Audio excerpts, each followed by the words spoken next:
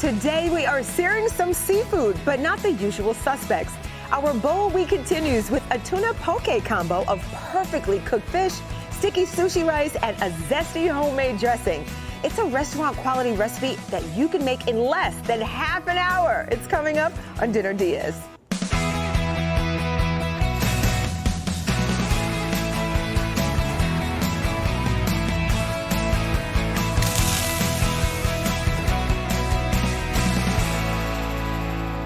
Hey everybody, welcome to Dinner DeeAs. I'm Angie Corley. Now yesterday we began a week of bowls building high protein, flavor-packed Mexican steak bowls. But today, tuna takes a turn. I'm excited. It's in the spotlight with the recipe from my friend here, Chef JLW Johnston. And he's with the team behind an amazing restaurant here called 1983, the year I wish I was born. But anyway, it's a big hit on the menu. So Chef, tell us about this poke bowl. Why is it so popular? Well, I mean, it's a really awesome, kind of simple poke bowl that everyone can make at home. So I think that really gravitates our guests towards it. Yes. And the flavors are just amazing, very aromatic, very fresh, yes, very vibrant.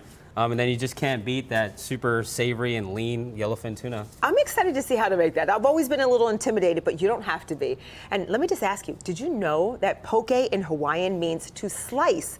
Yeah, it's traditionally referred to as a dish of raw fish, but we're going to cook ours, right? Yes. All right, a lot of people say, I don't want sushi because I like cooked. Yeah. We're cooking it today. We're gonna cook it for real. And not even that, we're starting with the seafood because you say that the dressing is one of the most important elements of the dish. Love homemade dressing. I'd love to see how this is gonna come together. We're gonna prep everything. All right, so let's get started. I'm gonna get my gloves in case you need me. Yeah. All right. So for this dressing, we're gonna start out with a few different aromatics. One of them being ginger. Yum. So we want to use a microplane to kind of get that ginger to take away some of that fiberness. Okay. So we're gonna run it straight down against the teeth. You don't want to do that zigzag motion. Oh. It's gonna end up kind of messing up your microplane, making it a little harder to get a longer life out of it. That's smart. Yeah, so you want to lift every time. And lift and come back. Now I noticed that you peeled it. Do we need to peel it or can we use the skin on the ginger? You would want to peel it. The only time I would recommend using the skin on a ginger is if you're using it for a marinade. Oh. If you're using it for a marinade, it should be fine because you're not necessarily going to consume it like as is, and it should be completely fine, or like a brine or something like that. Oh, look at that! Look at that juice. That's probably delicious right there on the board. Yeah. You know, a lot of people are talking about ginger. It just has so many health benefits. You know, whether it's digestion or the stomach, and it's just wonderful on the palate. It's one of my new favorite things. So, love getting one of these microplanes. Which, if we don't have one, could we use a little grater maybe? You could use a grater. You can use the back of a spoon. Anything really at home to just kind of scrape along it, and then if you have to use a knife to cut it, and then just really mince it up really well, and you should be completely just fine. Really fine. Okay. Yeah. The goal is to just get it nice and minced up. Okay. That way it really incorporates easily into your sauce. And again, ginger is very strong, so we're only going to need a little bit in there. Oh, it's very. I think of ginger like cinnamon, never too much, or vanilla, like just keep going. No. But you're right, it is strong, it's nice and fresh. All right, and so the next thing we're gonna move to is our shallots. Okay. For our shallots, we're gonna brunoise, which is just a small dice. That sounds fancy, brunoise. Yeah. I don't even know if I know how to spell that, but I know how to eat it, so. So what we're gonna do is we're just gonna split our shallot in half. An easy way that I like to do it at home is just make little wedges in them. Oh. So you'll just come on the side. I don't know if it's kind of hard to see. Yeah, just do little layers, if you will, of the slices. Yes, ma'am. Okay. And we're gonna do little layers, and then we're gonna come down with our knife, just straight down. Love that. And then we'll come in and just. And why do you suggest this kind of slice or cut for the shallots? It's just very quick, very efficient, and it's going to give you more uniform cuts. Oh, love it, love it. And if we don't have shallots, could we go with onions? You could go with perhaps? onion, that's completely fine. Okay. I think if you're going to go with onion, red onion would be the best bet for a poke. Flavors that in the color of it, the way you're chopping it so finely. That's a beautiful, what's the technique? It's going to be brunoise. Brunoise. Sounds like a perfume. Okay. Yeah. So all right. Next we'll move on to our Fresno peppers. Fresno peppers do have a little bit of heat to them. Okay. Are we taking the seeds out on these? So we're going to take the seeds out. We'll take a little bit of that pith out. And that's going to kind of help tone down that just a little bit. And why did you choose these peppers? It's just something that we find is going to give it that good heat element without like overkill. Like a Serrano is just going to be way too hot for us. So we wanted to go with Fresnos, and we feel that jalapeno is just a little too versatile or common. Right. Yeah. Oh, that's smart. I love it. And most of these you can find in your supermarket. Absolutely. So it's not like you have to search too high and low. Yeah. What a beautiful, almost julienne-ish, but you're gonna chop it up small, kind of similar size. Yep, so for these ones, we're gonna julienne, and then we're gonna give a nice little small dice. And so for the next one, we're gonna go with cilantro. For this one, we chose micro cilantro. You can use any sort of cilantro that you buy at the grocery store, just regular cilantro. You don't have to do micros. Okay. But if you get different taste with the micro? Yeah, a little bit more of a light taste to it. Ah, okay. So it kind of helps, like with our poke dish, give it that little bit of balance. Sounds good. And then we're gonna go in with just a pinch of lime zest. Ooh, yum. A little bit of pinch of lime zest in there. Sure, that brightens everything up. Oh, big time. Yes, love that. Ooh, what other goodies do we have over here? We have our sesame oil. Okay. Yeah. Okay. It's very strong, so we're just gonna go in with just a dab, not Okay. too much. Sesame oil, a little bit goes a long way. For our soy sauce, which is gonna be our main liquid besides our lime juice, so we kind of want to do equal parts on that. Okay. So we're gonna go about half of this right here. I would say that's preferably 1 cup. Okay. And then we'll do the same, just a little bit less. And we're gonna incorporate all that together. I love that. Well, the smells already in the bowl are working. Don't worry about the measurements, everybody. If you're watching, we've got everything you need on dinnerdeas.com. Or you could simply open up your camera on your phone and scan that QR code in the corner of your screen to get the full recipe and, of course, to follow along. That, yum, yes, please. Put it in a jar. I'll have that every day of the week. That looks great already. Thank you. Oh, I love that. I love when chefs clean up. And now, we'll do the cleanup because I'm excited. This rice in front of me looks like we might do a little rinse and rinsey here, right? Yes, we will. All right, how about we switch?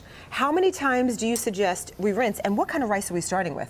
This is Hatabambari rice, so it's going to be a sushi rice that's short grain rice. It's going to be a very kind of like light rice. Okay. For us, we want to rinse it at least 3 to 4 times. 3 is fine, but you want to rinse it multiple times to kind of agitate that starch, get as much of that starch out of there to kind of make the grains more bouncy. I'll carry, if you want to take it over to the sink. Thank All right, you. I'm going to let him get to rinsing. And I think rinsing is so interesting because for a long time, I thought we wanted that starch, if you will, or maybe, have it stick together. Yeah. But we don't need to do that. So we're going to rinse 3 times on this.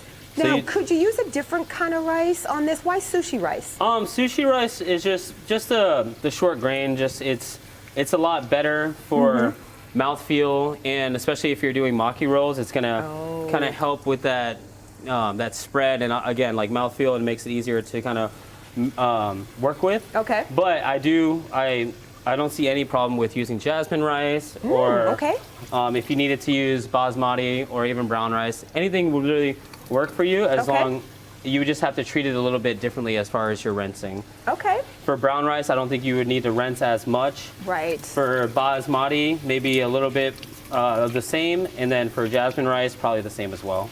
Great, so quick little rinse, then I'm sure we'll let that drain, and then it goes into this very convenient tool, the rice cooker. That rice cooker, how handy do you use it? Of course, in the restaurant, it's an everyday, all day. Oh yeah, every day, yeah, absolutely, yeah. We'll use 3 to 4 at a time and get our batches going. And it's definitely something that is just a lifesaver for consistency. Okay. Okay, so we're gonna should I open this up here? Yes, ma'am. All right. So after we rinsed it about 3 times, agitated that starch, got a lot of that starch out of there. Okay. We're gonna go in with our sushi rice. Looks totally different once you rinse it off. It shows a little bit more white. Yes. It definitely shows more white because it shows out a lot of that extra starch. I don't know if you can see that, but really just kind of releases that cloudy water. Yeah, very cloudy. Yeah. So once you get most of that cloudiness out, it's very nice. Okay. And then for sushi rice, for every amount of rice, we're just going to go a touch under with water. So in this scenario, we did 4 cups of sushi rice, and we're going to go a little over 3.5 cups of water. Okay. And so we're just going to pour that in there. And the best part about a rice cooker is we're just going to close it. Oh, Set it. Is that Japanese? It's Korean. It's Korean. Wow. Yeah, it speaks Korean. You're fancy. You're fancy. Okay. We're going to get that rice cooking. Okay, how long do we put this in for about? It's going to be 30 minutes. 30 minutes. Yep. Okay. We're going to sear, we're going to slice. When we return, that's ahead on Dinner Diaz.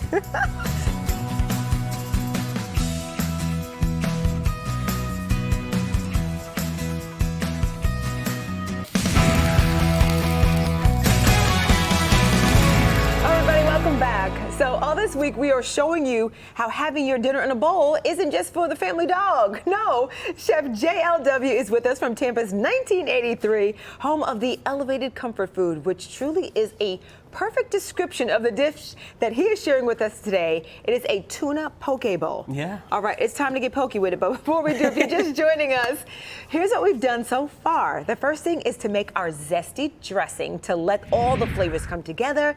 We combined ginger, shallots, little Fresno pepper, then added soy sauce, cilantro, sesame oil, lime juice, and the zest.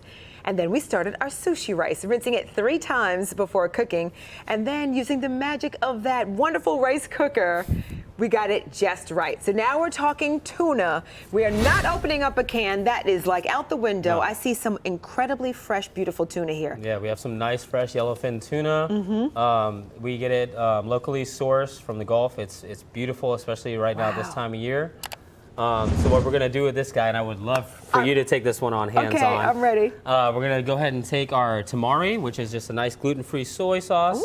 That's definitely a big thing nowadays. Okay, am I brushing it? Brushing it, yep. We're gonna get a nice coating all over that loin. Oh, wow. That's gonna help that Togarashi flour to just kind of stick to that loin, the brush is giving it a nice thin coat, so that way, if you dunk it at home, just make sure you really get that loin nice and that sauce drizzled off.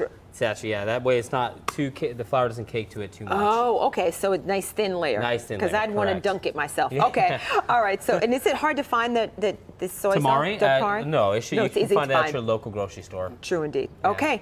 Now what do I pick it up? Now we're gonna pick it up. I'm dunking, baby. Dunking. We're gonna drop it right in that flour. Okay. And then we're just gonna give it a couple turns. Okay. Really coat all around. And what is this mixture here? So right here we have just some basic AP flour, and we have some Togarashi. Togarashi, explain that. Togarashi is just an Asian chili seasoning that's got a bunch of different seasonings in it. It's got some Korean chili flakes, some sesame seeds, just a lot of fun little different seasonings in there. Nice aromatics that I can smell. Yeah, it's very nice and spicy. Okay. If you don't have it, if you can't find Togarashi at your local grocery store, I would recommend just getting some cayenne, some red chili peppers that you would get at like a pizza parlor or something like that. Like just some regular red chili peppers. All right. And that'll work just fine. All right, we're going in? We're gonna go in. All right. Okay, there we go. Something about that nice sizzle. Gonna get that nice sear on there. All right, now are we searing this? Are we truly cooking it all the way through? How do we cook this? We're just gonna get a quick sear on this. We just wanna make sure that we're getting even distribution around each part of the loin. So as we're letting it sit on this top one, and again, that flour is gonna help build that crust quickly. Okay. So you can already smell it starting to get real toasty. Yes. So, and what kind of oil, by the way?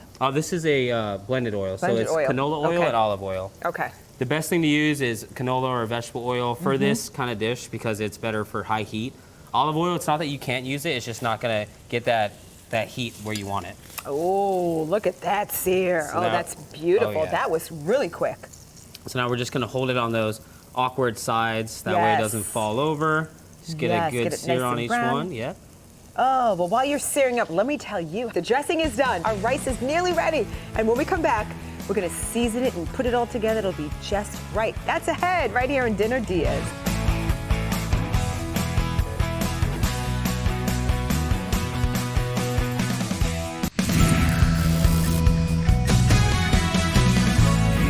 This is Dinner DeeAs, where we are taking a turn to turn up tuna, if you will. We are prepping it for a poke bowl with sushi rice, a homemade zesty dressing, and so much more. Thanks to my chef, JLW, who is here from Tampa's 1983 restaurant, which offers really an elevated take on classic fare. Yeah. But we have a little baby bathtub here, which we're going to get to that in a second. But before the break, we got our tuna ready for prime time with the dip and our tamari sauce, and then that flour seasoned Togarashi. Togarashi. Yes. You know, I'll make up a word in a minute. Togarashi, which is a Japanese spice blend, but you could just use dried chili flakes in some all-purpose or AP flour if you wanted to do that. Absolutely. Okay, so the bowl. Please tell me what this is and why do we have it on our counter? So that's our hungiri. It's really mostly used in restaurants. You can definitely go to an Asian market and source one or order one online. Right. They have all different sizes depending on how much you need to make. Okay. But it's just great for distribution of rice to kind of cool down that rice fast. Okay. And the bamboo really helps like with the vinegar incorporating, and it's an all-around efficient tool. So you use this in your restaurants. I'm sure most of us might not have this wonderful bowl, but if we don't have this, we can use just a regular bowl. So it's time to get that rice out of that cooker, which is just so perfect, which is wonderful. All right. Oh, yay, Perfect. yay. Okay, what is our next step? Okay, so our next step, we're just gonna kind of get this rice right here into our bowl. It is very hot. And is the object, because of this bowl here, to kind of let it cool? Yes. Since we're not using it's Hungary? Hungary, yes. We're not using this to cool the rice, so we're going to use our regular bowl. So you really don't, do you want it a little warm for the sushi vinegar that you made previously to kind of incorporate into the rice? Yeah, so you want it to be a little hot so that way that vinegar really soaks in. And again, this is just like average sushi vinegar that you can make at home with like 4 easy components. Okay. Rice wine vinegar, any kind of brand was fine, sugar and salt, and if you can find it, mirin. But again, if not, those 3 components, rice wine vinegar, salt, and sugar are just fine. But once you add in your vinegar, you're just gonna kind of cut that rice. You're gonna chop at it, just kind of release some of that air or that steam, so that way. I always wondered, so besides the grains being different for sushi rice, it's also that sushi vinegar that makes it so, who knew? That sushi vinegar is gonna give it that acidity that everyone loves in sushi, and it's gonna give it that, also help the rice with a little bit of stickiness. Oh. Especially when making maki rolls, it's gonna help that stick to that nori. Oh, I love that. Well, listen, if you missed any one of these steps, our rice preps, don't worry. Everything is waiting for you at dinnerdeeas.com. I love it. It's open 24/7. Now, you know, when I think about this, do you have a favorite dish that you love to prepare when you're outside of the restaurant? Do you cook at home? Yes, I do. You do? Yeah. Okay. If I'm at home, if it's anything sushi relevant, poke bowl is definitely a go-to. Yes. Just because it's so easy, you know. With making sushi at home, if you want to make maki rolls, like yes, it's fun, but something quick, efficient. If you want to make something like, it's like a burrito bowl, like a Chipotle bowl. Yes. Just pick your favorite ingredients and just throw it all put in them there. in and you're good to go. That's so good. All right, we're going to take a little break while you keep mixing there. Our foodie foundations for a great bowl are done. And when we come back, we make them into a mealtime masterpiece, because that's ahead on Dinner DeeAs.